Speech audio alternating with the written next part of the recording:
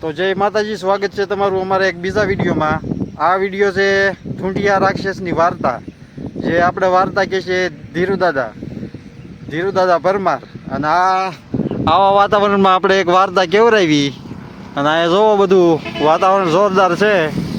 અને અહીંયા બેઠા બેઠા ધીરુદાદા હોગલી પીતા પીતા એક વાર્તા કહેશે તમને, અને એ સાંભળો તમે. તો ધીરુદાદા, હા હાલો આ જોરદાર એક વાર્તા કરી નાખો. હા જોરદાર કરીને આ વરસાદમાં સાંભળવાની મજા આવી જાય ને, હા એવી વાત એવી વાર્તા કરો. હાલો, હાલો. અને થોડોક અવાજ કરજો, બરોબર? હા. પાસ. હાલો. એક છે ને માણસ હતો બિચારો, બહુ ગરીબ, 4-5 છોકરા, પછી એક એની બૈરી. ગમે એમ મહેનત કરતો, બિચારું ખાવાનું પૂરું ન થાય. પછી બૈરીએ કીધું કે આપણે ગામમાં કાંઈ પૂરું નથી થતું, તો પછી આપણે કાંઈક બહારગામ કાંઈક કમાવા જાવ ને. પછી તો કીધું કે મને બાજરાનો રોટલો કરી દે ને ડુંગળીનો ડરો આપે, એનું બહારગામ કમાવા જાવ. પછી તો બે બિચાર બાજરાનો રોટલો કરી દીધો અને ડુંગળીનો ડરો આપ્યો. પછી હાલ્યો જાય. પછી એક તળાવનો કાંઠો આવ્યો, તળાવના કાંઠે બેઠીને પછી બેઠો ખાતો હતો. એમાં એક ઢૂંઢ્યો રાક્ષસ આવીને દાંત કાઢવા માંડ્યો, ખરખર દાંત કાઢવા માંડ્યો. ત્યાં પછી એ કોરિયા પૂછ્યું, ઓલા કોરિયા હામાં દાંત કાઢે, ખરખર. રાક્ષસે પૂછ્યું કે હું શેના તમે દાંત કાઢ્યા? તો રાક્ષસ કીધું કે મારા ડાબા દાંતની કટકી થઈ, એને મેં દાંત કાઢ્યા. એના કે મેં દાંત કાઢ્યા, એના દાંત કાઢ્યા. તો કોરી કે તને ખબર નથી? ઓલો માણસ કે તને ખબર નથી? કે ના ભાઈ, મને કાંઈ ખબર નથી. કે મારા રાજાને કહે છોકરાનો જન્મ થયો છે, એટલે એ બહુ રોવે છે. અને વ્યાન લીધો છે કે કોઈ રાક્ષસ હોય એનું સામણું ઉતારી અને મને નગારું વગાડે તો હું સાનો રહું. એટલે આ તારું ઢૂંઢિયા રાક્ષસને ગોતું છું, એનું સામણું ઉતારી નગારું બનાવવું છે. તારાનું નામ રાક્ષસનું નામ ઢૂંઢ્યો જ હતું. ઢૂંઢિયા રાક્ષસ કે આ તો મને મારી નાખો, કોઈ મને આ માણસ કે મને પહોંચ્યો. હવે પછી એને કીધું કે કોઈ રાતે વાતે મને છોડીશ? કે એક વાતે તને છોડું, કે હું ભૂખ્યો મળતો માણસ છું અને હાવ ગરીબ છું, તો તું કંઈક મને વાપરવાનું ખાવા પીવાનું દે તો હું તને છોડી મેકું. તારે કીધું ગાલ કે પછી એક કુંડીમાં માણસોના બધા ઘરાના બરાના લૂંટીને મારી નાખી દીધેલા, એને બતાવ્યા. પછી કાલે જો આમાં છે બધું, બાંધી લે ગાહાડી.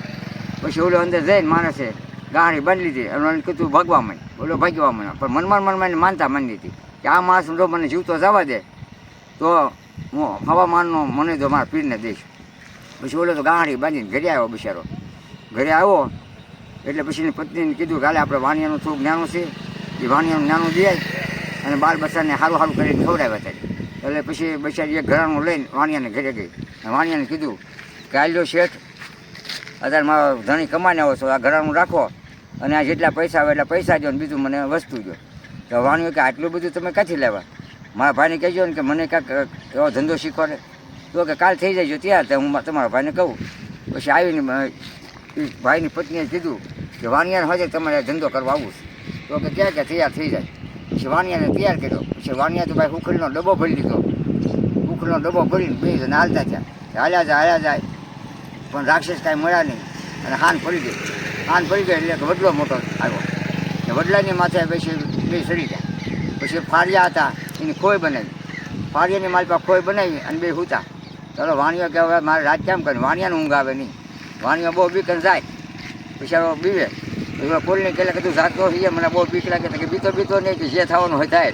પણ આ તો કે આપણે આ લૂંટીને જવાય કોકને. દાવા પછી ઉતા હતા ત્યાં રાક્ષસ પછી ધૂંધાવાળા બધા આવવા મળ્યા. હવે વાણિયો કે આ ધૂંધાવાળા શું આવે છે? તો કે જે આવે એ ધૂંધાવાળા બધા આવતા, બધું સુઈ જા. તો કે મને ઊંઘ નહીં આવે. તો કે બે ન આવે. તો પછી ઓલા બધા કહેવા મને કે આ શું બધું છે, આ ભેગા કેમ થઈશ? તો કે આપણો જે પટેલ છે ને એને કાંઈક માનતા માનીએ છે, એ આવે પછી ખબર પડે. તારો ઢૂંઢ્યો રાક્ષસ ભાઈ ફોનાનો ટોકરો મોટો તો બાંધીને ટ્રિંગ કરતો આવ્યો. ત્યાં પછી ઓલા બીજું કીધું કે હા પટેલ, તમે શેની બધી માનતા માનીશ? એ માનતા તમે માનો, પછી આપણે માનતા કરવાની હોય, ત્યાં સુધી માનતા કરવાની હોય નહીં.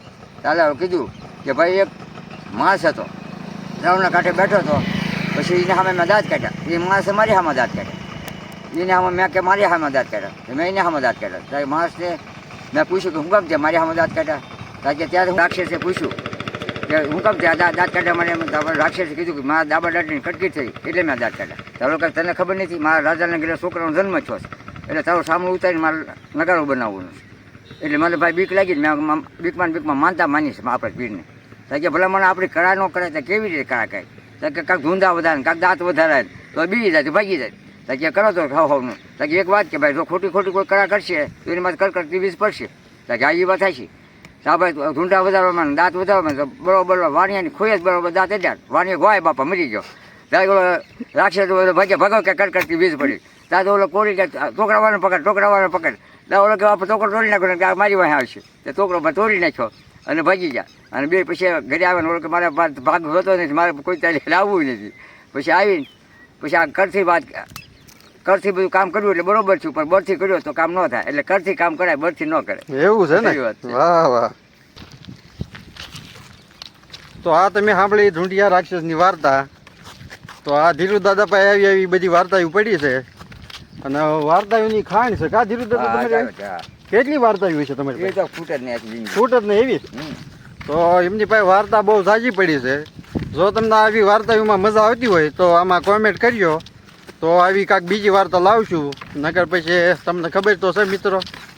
તો વાર્તા ગમે ને તો કોમેન્ટ કરજો તો આપણે બીજી વાર્તા આવી કેવડાવશું ધીરુ દાદાને. હવે આ વિડીયોમાં બસ એટલું જ તે. ચાલે જય માતાજી.